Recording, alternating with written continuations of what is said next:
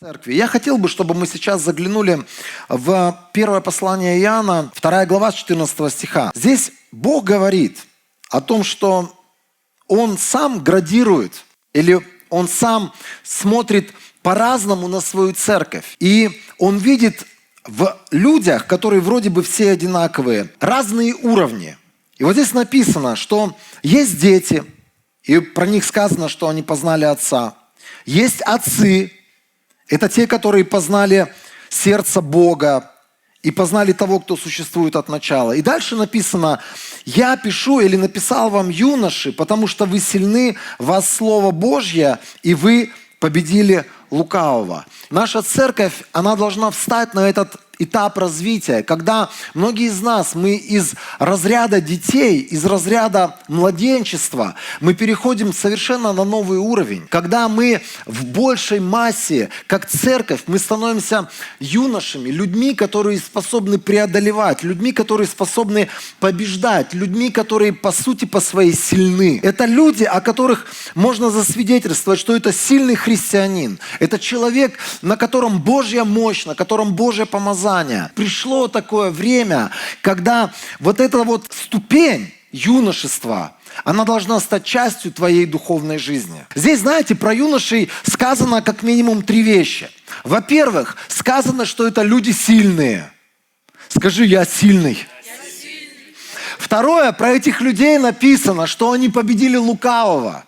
Когда мы говорим, вообще о младенческой церкви или о младенческом мышлении, люди, младенцы, они говорят: ничего не говори мне про лукавого, надо мне все про Бога узнавать, надо мне знать Бога. Друзья, когда ты вырастаешь, когда ты становишься больше, крепче, ты должен понять и должен внутри своего разума отобразить, что в твоей жизни, помимо доброго Бога, также есть враг, который пытается ставить тебе ловушки, который пытается ставить тебе западни. И когда ты понимаешь, кто твой враг, ты знаешь, как с ним справиться.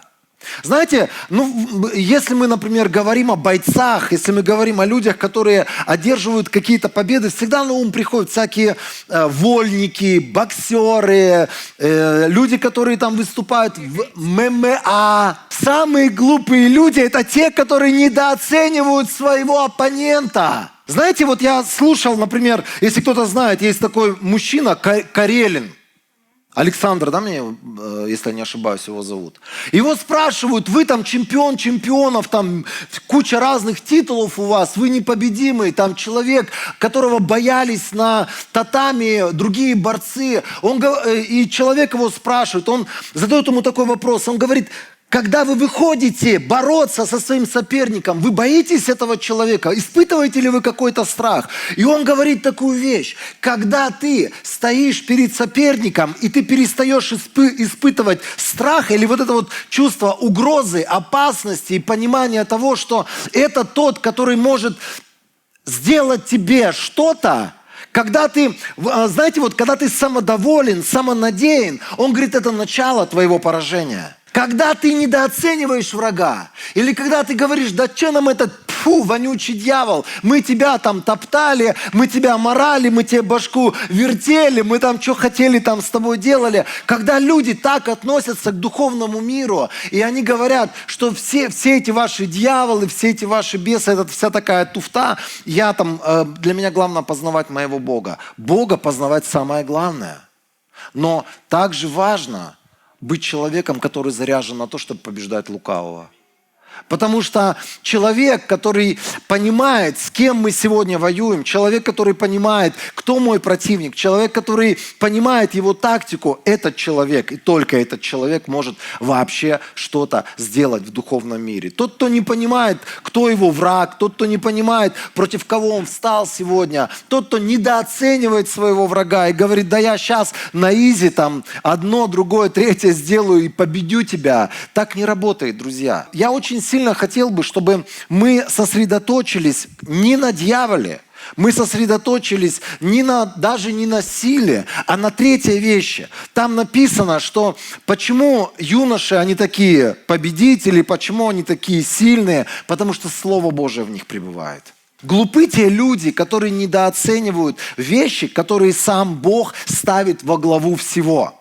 Если ты хочешь сегодня процветать, если ты хочешь сегодня иметь какие-то победы, какой-то успех, это не значит, что тебе нужно пойти сегодня заплатить огромное количество денег, чтобы тебя какие-то коучи обучили. Есть другие божественные методы, которые сделают тебя сильным. И один из таких методов – это когда ты позволяешь Слову Божьему наполнять твое сердце. Когда ты наполняешь себя Словом Божьим, когда ты вкладываешь в себя Слово Божие, это Слово Божие начинает внутрь тебя поселяться и производить определенные плоды, определенные результаты. И всегда, друзья, всегда наши внешние результаты или наши внешние достижения, они зависят от того, что у нас внутри происходит. Когда мы вообще говорим про Слово Божие, 19 глава, 13 стих, книга Откровений. Про Иисуса написано так. Он одет в плащ, обогренный кровью, и имя Его – Слово Божие. Иисус – это живое Слово Божие. Вначале было Слово, и Слово было с Богом, и Слово было Богом. Слово стало плотью и жило среди нас. Мы видели Его славу, славу, которой наделен единственный Сын Отца, полный благодати и истины. Когда мы говорим вообще про Слово Божие, когда мы говорим о Библии, когда мы говорим о Писании, мы фактически говорим не о буковках, мы говорим не о книжечках, мы говорим о живом Слове Божьем. И сам Иисус, в которого мы уверовали, Его второе имя фактически это Слово Божье. Или даже первое имя. Его имя сегодня вечное имя. И это то, чем было сотворено все вокруг нас. Это то, благодаря чему все вокруг нас держится, продолжает быть. Это Слово Божие. Кто-то читает Библию, например, в книжном варианте. Кто-то читает Библию в электронном варианте. У кого-то Библия, она может быть цитатами разложена или развешена по всему дому, и ты можешь читать какие-то места Писания, и они у тебя написаны где-то на каком-то месте. Кто-то, может быть, помнит Писание по памяти, наизусть. Благословит Господь таких людей, если такие есть здесь люди. И это благословение знать Писание для того, чтобы размышлять над ним и позволять этому Писанию что-то делать в твоем уме, в твоем мышлении. Но я хочу вам сказать, дорогие друзья, если ты хочешь любить Иисуса, люби Слово Божие. Потому что это прямо пропорционально всегда. Если ты сегодня отвергаешь Слово Божие, если ты сегодня не открываешь Слово Божие, не обманывайся, ты с Иисусом практически не имеешь отношений, потому что Иисус – это живое Слово Божие. Иоанна 14 глава, 6 стих. Иисус говорит такие слова. «Я есть путь, истина и жизнь. Никто не приходит к Отцу, как только через Меня». Если это перефразировать, Слово Божие, которое мы читаем сегодня, Слово Божие, которое мы слышим сегодня, это для нас сегодня путь. Слово Божие нам показывает открывает руководство к действию. Слово Божие, на самом деле, оно имеет ответы практически на все случаи нашей жизни. Если мы будем внимательны, мы поймем, что Слово Божие, оно гораздо более обширно, чем нам кажется иногда. Нам кажется, что Слово Божие не говорит об этом, о том, или о третьем, или о десятом. Но на самом деле практически все жизненные сферы человека, они прописаны в Библии, прописаны в Писании. Все, что мне нужно сделать, это озаботиться тем, чтобы искать этот ответ или это понимание вещей, куда мне идти, как мне поступать, искать это в Слове Божьем. Те, кто приняли его проповедь Петра в 1 веке, они крестились. В тот день присоединилось около 3000 человек. И чем они занимались, друзья? Чем они занимались? Все, что им нужно было для ежедневного роста духовного, для того, чтобы из этих людей, вчерашних грешников, выросли мужи и жены Божии, все, что им нужно было, это твердо держаться учения апостолов, пребывать в общении, в преломлении хлеба и молитвах.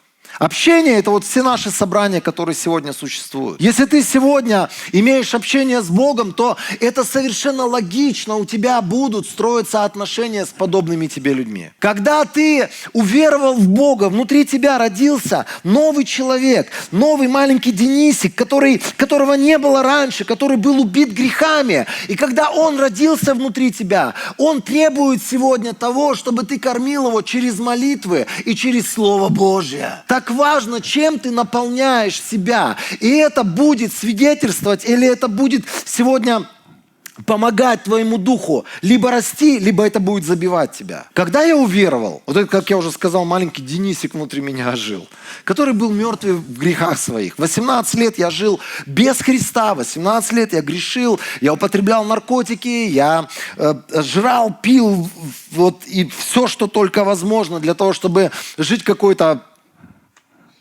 идиотской жизнью. Я делал все грехи, какие только были мне доступны на то время, и которые были доступны для людей моего окружения на то время. Многие вещи, например, которые сейчас есть, тогда их не было, но те, которые были тогда, слава Богу, их сегодня нет. И знаете, я пришел ко Христу, и вот эти вот многие вещи, о которых я сейчас говорю, покурить, выпить, сказать что-нибудь, определенным образом среагировать на какие-то ситуации. Это было частью моего образа жизни. Это было моими привычками.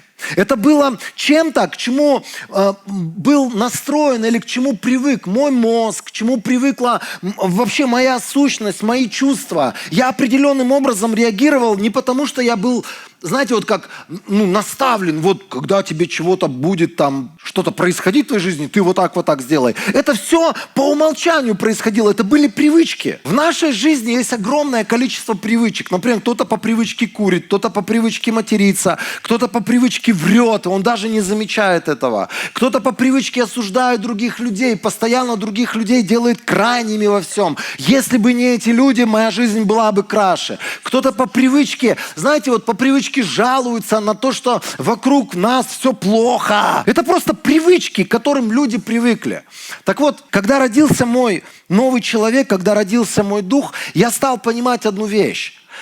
Чем больше я соприкасаюсь со Словом Божьим, чем больше я позволяю этому Слову Божьему проникать внутрь меня, чем больше я позволяю этому Слову Божьему обличать меня, или, знаете, чем больше я открываюсь для корректировки этого Слова Божьего, тем больше этих привычек отваливается от моей жизни. Так важно запустить внутрь себя действие Слова Божьего. И это не происходит через то, что ты один раз в месяц соприкасаешься с этим Словом Божьим.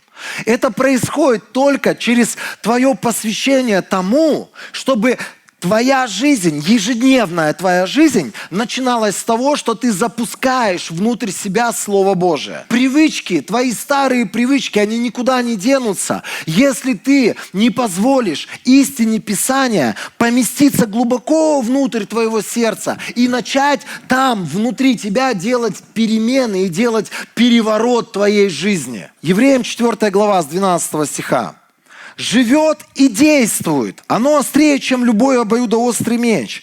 Оно проникает в самые глубины нашей сущности, туда, где проходит граница между душой и духом, до суставов и костного мозга. Оно судит мысли и сердечные побуждения.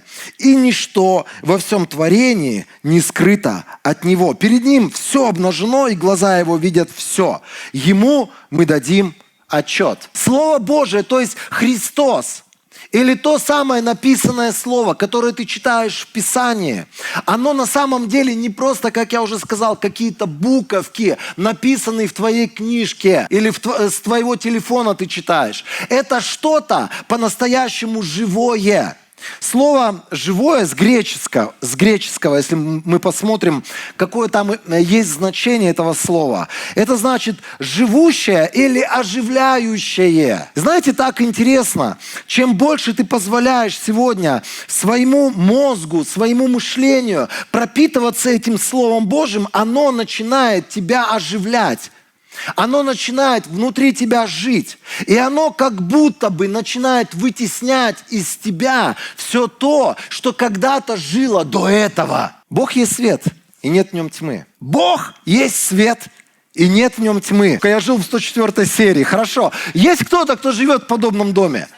Знаете, что было характерно для людей или для вот этих квартир 104 серии 80-е в 90-е годы? Тараканы! Тараканы! Эти твари были везде. Я сегодня, знаете, вот иногда прихожу к людям в хрущевках и спрашиваю, а у вас тараканы есть? Я не знаю, куда они делись. Что случилось? Куда они делись? Знаете, что такое свет? Когда ты вечером приходишь на кухню, ночью, или зимой, утром, рано приходишь на кухню, и ты включаешь свет, и просто вот эта толпа, она была там, и там была тьма, там были эти тараканы, там была вся эта нечистота, там непонятные вещи происходили, но когда пришел свет, как будто все разбежалось, как будто все было вытеснено этим светом, потому что эта мерзость, она не может жить на свету. Ей нужна темнота, ей нужно что-то, где она будет прятаться. Друзья, Слово Божие, когда оно приходит в твое сердце, оно начинает судить тебя, оно начинает обличать тебя, оно начинает внутри тебя что-то производить. И то, что ты делал раньше на изи, врал, брал чужое, говорил злые слова в жизнь других людей, вдруг это Слово Божие начинает освещать тебя. И вдруг внутри тебя что-то происходит. Как будто бы эта тьма отваливается, и ты думаешь, я не хочу больше так. Кто-то кто пришел вчера, например, и ты помнишь, как ты жил вчера. И сегодня вдруг ты слышишь Слово Божие, вдруг ты соприкасаешься с этим Словом Божьим, и ты вдруг понимаешь, я не хочу. Внутри тебя, как будто бы вот эта тьма, которая когда-то наполняла, она вдруг тебя оставила. Знаете, я много раз сам себе обещал. Я не знаю, зачем я это говорю, я не собирался об этом говорить. Но я себе обещал до 18 лет несколько раз, вот просто клялся и божился, что, во-первых, я не буду употреблять наркотики, во-вторых, я не буду курить и употреблять на свай. Я просто клялся. Я клялся мамой, бабушкой, всем, что там. Вот просто сам себе клялся, с собой клялся. И потом я себя ненавидел, потому что каждый раз...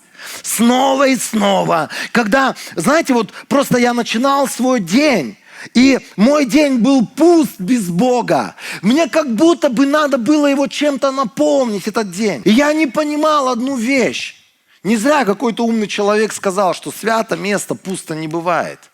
Если ты не заполняешь какое-то вот это пустое пространство своей жизни чем-то, то дьявол со своей стороны сделает все, чтобы наполнить своими пакостями. Я прочитаю вам Евангелие от Матфея, 12 главу, 43 стиха, и мы об этом побольше поговорим. «Нечистый дух, выйдя из человека, скитается по безводным местам». Здесь Иисус, я хотел бы, чтобы вы просто откинули от какие-то, может быть, представление о нечистых духах, я хочу, чтобы вы увидели принцип, который Иисус объясняет. Нечистый дух, выйдя из человека, скитается по безводным местам, ища место для отдыха, но не находит его. Тогда он говорит, вот вся эта история рассказана Иисусом в контексте того, что его фарисеи обвиняли, что он выгоняет бесов из людей силой бесовской. И дальше Иисус объясняет, тогда он говорит, возвращусь-ка я в дом, из которого вышел. Он возвращается и находит дом незанятым, чисто выметенным и убранным. Тогда он идет, берет своих кентов, еще более злых, прям вот как у меня. Я был добрый человек, а кенты у меня реально злые были. И они толпой приходят и поселяются там. И это для человека еще хуже того, что было в начале. Так будет и с этим злым поколением. Здесь он просто принцип объясняет. Сердце.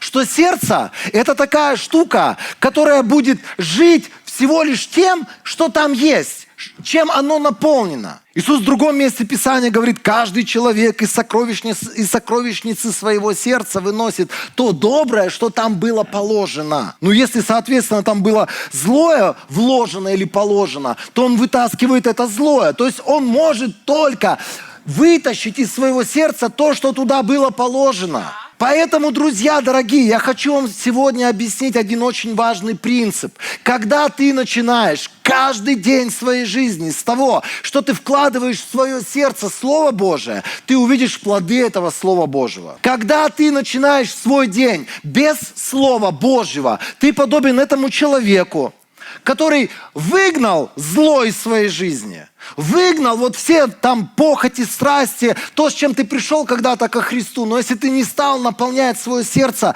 свою вот эту пустоту внутреннюю Богом, то эта вся мерзость, она придет, сначала посмотрит. Чисто. Нормалек. Возьмет злого друга. Возьмет злого друга. Где-то там, ладно. И они придут вместе. Если ты хочешь расти сегодня, если ты хочешь стать человеком Божьим, если ты хочешь сегодня видеть результаты, плоды, настоящие, библейские, божественные плоды в своей жизни, озаботься как минимум одной штукой в своей жизни. Каждое утро наполняй себя Богом. Каждое утро ты просыпаешься с пустотой в своем сердце. И то, кто будет руководить твоей жизнью сегодня, зависит от того, чем ты утром насыщаешь и наполняешь свою сущность, свое сердце. Многие люди, они недооценивают вот силу информации. Знаете, вот я утром просыпаюсь, и меня сразу же начинает окружать информация. Почему? Да потому что вот здесь вся наша жизнь на самом деле. Здесь все наше общение, здесь вся наша работа, дела, наши банки, наша почта. Здесь моя любовь живет так же, я на нее каждое утро смотрю. И что происходит? Ты открываешь телефон, и первое что? Тебе сразу же какие-то сообщения уже прилетели. Ты еще спал, они прилетели. Какие-то оповещения о чем-то прилетели. Какие-то прилетели, я не знаю, там сообщения о том, что у каких-то людей новые публикации. Ты еще глаза не продрал, а ты уже эти публикации смотришь. Новости читаешь, ты уже в YouTube залез. Слава Богу, ты и я, мы не такие, да? Я для себя сделал такое решение. Нет, ничего прежде, чем я не начну читать Слово Божие и молиться. Ничего. Я уже не говорю о том, чтобы пойти поесть сразу, потому что у многих людей ты смотришь, думаешь, что происходит? Человек, вот знаете, вот он проснулся, он бежит сразу к холодильнику. Что с тобой, братан? Нет, я понимаю, 16 дней бы ты постился, и вот тебя отпустили, сказали, все, можешь. И ты побежал, там первое, что ты 16 дней об этом думал и прибежал к холодильнику. Но знаете, вот странно это, когда дети Божии, народ Божий, они не понимают, что первое нужно поставить на первое, в конце концов. Не еда в моей жизни первая. Не YouTube, не вот эти новости, не весь этот информационный поток, который остановить, кроме тебя, никто не сможет в твоей жизни. Его только больше будет с годами, поверьте мне. И этот информационный поток, он создает определенную атмосферу внутри нас. Если ты не позволишь прежде всего каждое утро наполнить себя Словом Божьим, ты будешь слабым, и когда ты выйдешь в этот мир, ты столкнешься с вызовами, они тебя преодолеют и победят. Потому что ты не был готов к этим вызовам, ты с утра не подготовил себя к тому, чтобы встретиться, в том числе и с врагом, который будет тебя искушать. Многие братья там мне свидетельствовали и говорили, я не знаю почему, я отрекся от блуда, от каких-то блудных отношений, от порнографии, от того, от всего. И я периодически падаю в порнографию, потому что существует принцип наполненности. Если сердце твое пустое, ничем не наполнено, дьявол придет, посмотрит и скажет, слава Богу, он пустой. Он готов, там все выметено, все по полочкам разложено, но там пусто, там и не пахнет Христом, там и не пахнет Царством Божьим, там и не пахнет наполненностью Богом. И Он придет обязательно через разные ситуации. Друзья, я знаю, как это бывает, когда люди попадают в порнографию. Это все с Инстаграма начинается у многих. Просто в Инстаграме, о, ничего себе, какие у него ноги. О, ничего, а какие там еще фоточки есть. Ну, я озвучиваю просто, мы так в голове, а какие там еще фоточки есть. А потом вдруг какая-то ссылка на что-то другое, а вдруг туда, а вдруг сюда. Знаете, у некоторых людей они заигрывают с какими-то странными штуками. Вот, например, мы ленту новостную листаем, и у всех это одинаково. Даже, может быть, ты никогда не смотрел, но дьявол лжец, который расставил везде ловушки, и там вдруг какая-нибудь тетенька там на красной дорожке в голом платье. Дай-ка просто посмотрю. Когда ты внутри пустой, у тебя дурацкие идеи, у тебя дурацкие вопросы, у тебя дурацкие желания вдруг возникают, потому что там пустота. Когда ты наполнен Богом, ты думаешь, у тебя по-другому это звучит. Что за нафиг красная дорожка? Не мое это, в блок. У тебя не будет заигрывания с этим, потому что внутри тебя это Слово Божие. Оно, знаете, оно могущественное, оно мощное, оно распространяется по твоей сущности, и оно начинает кричать тебе в каких-то ситуациях. Не прикасайся, не делай, это не твое, не твой путь. Тебе это не надо, ни к чему доброму не приведет. Ты не живешь законом. Ты не живешь какими-то, знаете, правилами, но это то, что внутри тебя, оно для тебя противоестественно становится. У тебя нет такого правила, вот это вот я буду смотреть, а вот здесь вот полуголое платье. Наверное, я не буду. Здесь как бы красивое, просто с декольте и там разрезом. Это, наверное, можно или не можно? Знаете, вот люди, которые живут какими-то просто правилами, они сами себе создают какие-то границы, что можно, чего не можно. Но когда ты живешь наполненностью светом, Словом Божьим, ты для себя понимаешь, зачем мне это? Это тьма, которая ничего доброго в моей жизни не сделает и меня строить или созидать не будет. И благодаря этому у тебя отпадают какие-то отношения. Благодаря этому ты просто смотришь на какие-то контакты и думаешь, зачем мне этот человек вообще в моих контактах? Нечестивый. Все, что я с этим человеком помню, и все, что я про этого человека знаю, это мои старые грехи только. И ты просто отрезал. Друзья дорогие, принцип наполненности – это когда каждое утро я начинаю свою жизнь с того, что я наполняю свое пустое, готовое сердце к встрече с Богом, я наполняю его прежде всего Богом. Перед тем, как мне выйти в этот мир, перед тем, как мне сразиться с какими-то вызовами, перед тем, как мне просто попасть на наши бишкекские дороги, перед тем, как просто увидеть каких-то других людей, кроме своей жены, но она первая, которую я вижу еще не читая Слово Божие. Вот перед тем, как мне встретиться со всем остальным миром, я для себя решил, мне надо наполнить свое сердце Словом Божьим, чтобы я был силен и чтобы я мог победить лукавого сегодня. И это каждодневная штука. Каждый день мы кушаем, потому что мы понимаем, от этого зависит наше физическое развитие или наше физическое состояние. Каждый день мы это делаем. И мы это делаем по умолчанию. Нас никто не напрягает, нам никто не пихает, еду. Нам никто не говорит, как маленьким детям, скушай еще чуть-чуть. Мы сами понимаем, что пришло время поесть. Друзья, для нас, как для юношей, должно быть четкое понимание того, что ежедневно я должен начинать свой день с наполнения Словом Божьим. Друзья, я хочу, чтобы наша церковь была процветающая. Это не просто куча денег. Процветание – это включает в себя жизнь в божественной свободе, жизнь в радости. Тебе не нужно будет, чтобы кто-то качал эту радость, когда ты приходишь на собрание, тебя там вдохновляли. Процветание – это гораздо больше, чем просто деньги. Это больше, чем просто радость. Это больше, чем исцеление. Это настоящая божественная свобода. Это жизнь со Христом, который твой мир, твоя радость, твоя праведность. Это когда ты по-настоящему здесь, живя на земле, ты уже переживаешь небеса.